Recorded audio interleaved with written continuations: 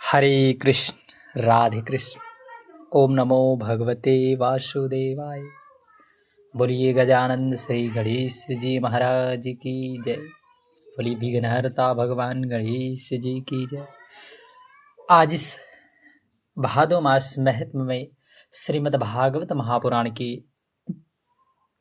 आगे के अध्याय, पीछे के अध्याय में आपने गोकर्ण आख्यान श्रवण किया कि किस प्रकार आत्मदेव नामक ब्राह्मण के यहाँ गोकर्ण जी महाराज का जन्म हुआ।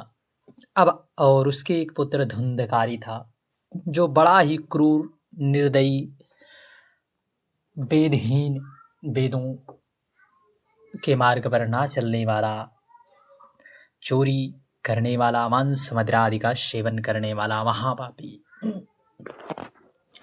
आइए आगे की कथा में धुंधकारी को प्रेत योनि की प्राप्ति और उससे उद्धार का क्या मार्ग है, बड़े भाव से आज की इस महत्म की कथा को श्रवण करते हैं।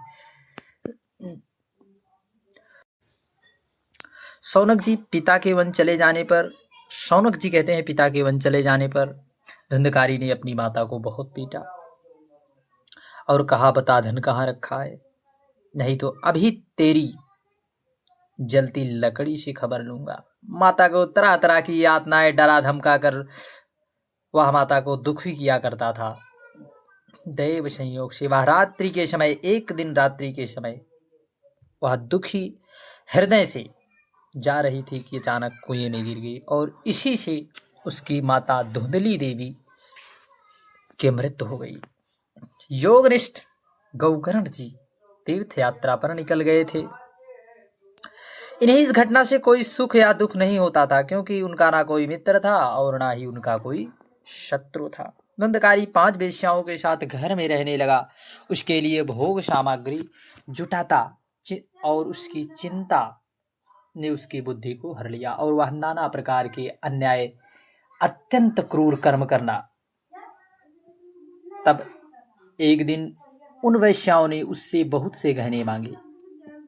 वह तो काम से अंधा हो गया था, मौत उसे कभी याद आती नहीं थी। बस उन्हें जुटाने के लिए वह घर से निकल पड़ा। वह जैसे तैसे बहुत साधन चुराकर घर लौटा तथा उन्हें कुछ सुंदर वस्त्र और आभूषण ला कर दिए।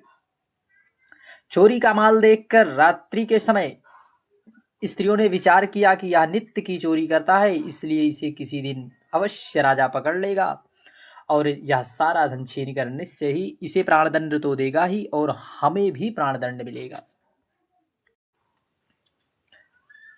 जब एक दिन इसे मरना ही है, तब हम धन की रक्षा के लिए गुप्त रूप से इसको क्यों ना मार डाले।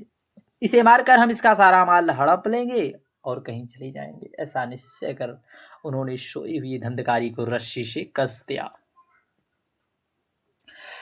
उसके गले में फांसी लगा दी, उसे मारने का प्रयत्न किया। जब इससे जल्दी वह मर ना सका, अर्थात उसके प्राण ना निकल रहे थे, तब उन्होंने उसके मुख में बहुत से दहकते हुए अंगारे आग के कोयले डाल दिए। इससे वह अग्नि की लपट से बहुत छटपटा कर तड़प तड़प कर मर गया। उन्होंने इसके शरीर को एक गड्ढे में डालकर गाड़ दिया। सच है, स्त्रियां प्रायः बड़ी दुस्साहसी होती हैं। उनके इस कृत्य का किसी को पता न चला। लोगों के पूछने पर वह कह देती, हमारे प्रीतम तो पैसे के लोभ से अब की बार कहीं दूर चले गए हैं, इसी वर्ष के अंदर आवेंगे। बुद्धिमान पुरुष को दृष्टा स्त्रियों का कभी विश्वास नहीं करना चाहिए। बुद्धिमान पुरुष को दुष्ट स्त्रियों का कभी भी विश्वास नहीं करना चाहिए। जो मूर्ख इनका विश्वास करता है उसे दुख भोगना पड़ता है। ऐसा मैंने ही श्रीमद् भागवत महापुराण में श्री सूत जी कहते हैं। इनकी वाणी को अमृत के समान कमियों के हृदय में रख रस का संचार करती हैं, किंतु हृदय छुरे की धार के समान तीक्ष्ण होता है। भला इन स्त्रियों से कौन प्यार करता है। वे उल्टाए धुंधकारी की सारी संपत्ति समेटकर चंपत हो गई। उनके ऐसे ना जाने कितने पति और धुंधकारी अपने कुकर्म के कारण महाभयंकर प्रेत हुआ। वह बवंडर के रूप में सर्वदा 10 दिशाओं में भटकता था। शीत घाम से संतप्त हो, भूख प्यास से व्याकुल होने के कारण हाँ दैव चिल्लाया करता। परंतु उसे कहीं भी कोई आश्रय ना मिला। कुछ काल बीतने पर जब गोकर्ण ने लोगों के मुख से धुंधकारी की मृत्यु का समाचार जब सुना, तब उसे अनाथ समझकर उन्होंने गया जी में श्राद्ध किया, और भी जहां जहां वे जाते वे उसका श्राद्ध ही करते रहते।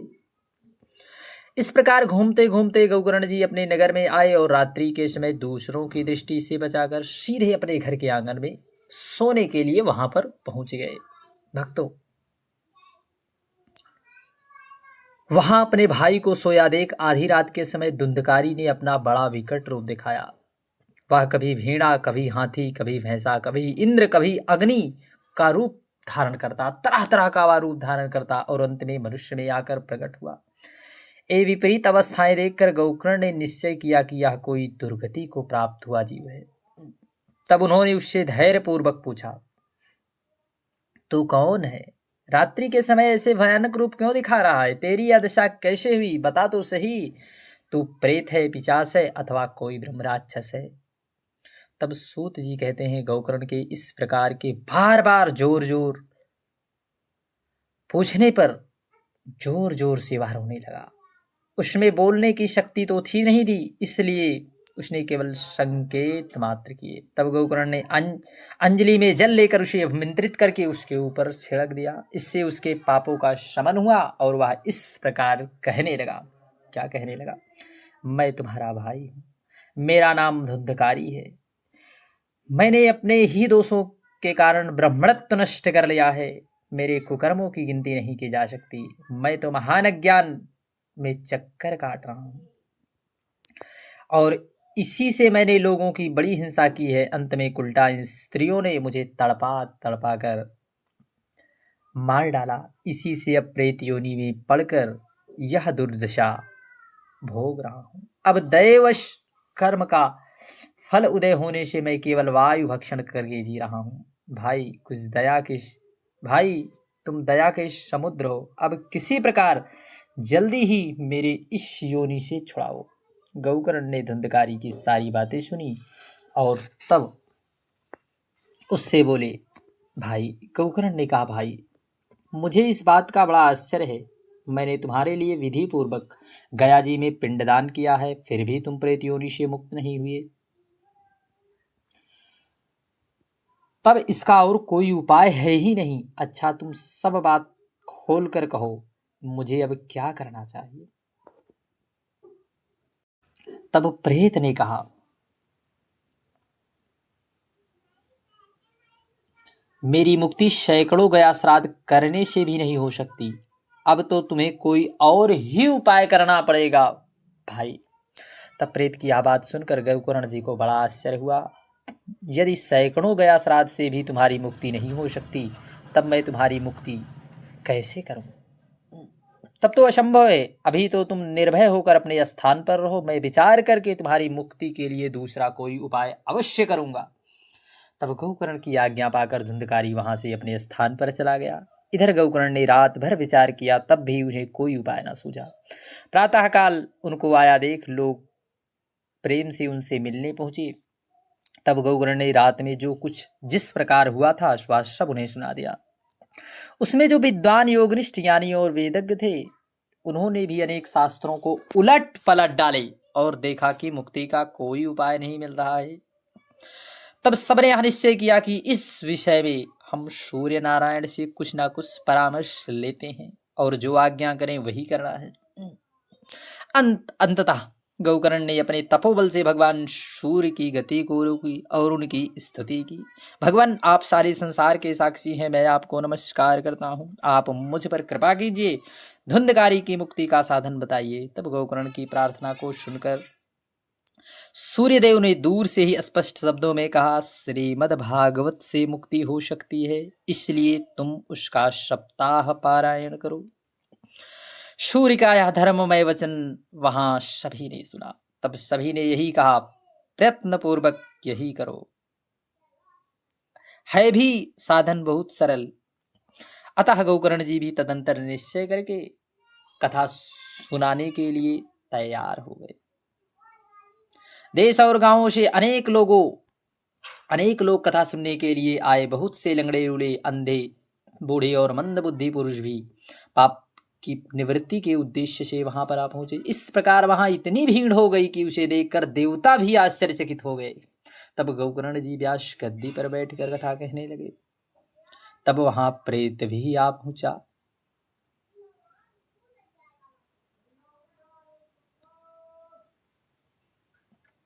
इधर उधर बैठने के लिए स्थान ढूंढने लगा। इतने में ही उसकी दृष्टि एक सीधे रखे हुए एक 7 गांठ के बांस पर पड़ी।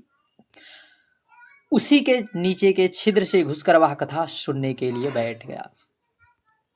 तब वो आयु रूप में होने के कारण वह बाहर कहीं बैठ नहीं सकता था, इसलिए बांस में घुस गया। गोकर्ण जी ने एक वैष्णव ब्राह्मण को मुख्य श्रोता बनाया और प्रथम स्कंद से ही स्पष्ट स्वर में कथा सुनानी आरंभ कर दी। सायंकाल में जब कथा को विश्राम किया तब एक बड़ी विचित्र बात हुई।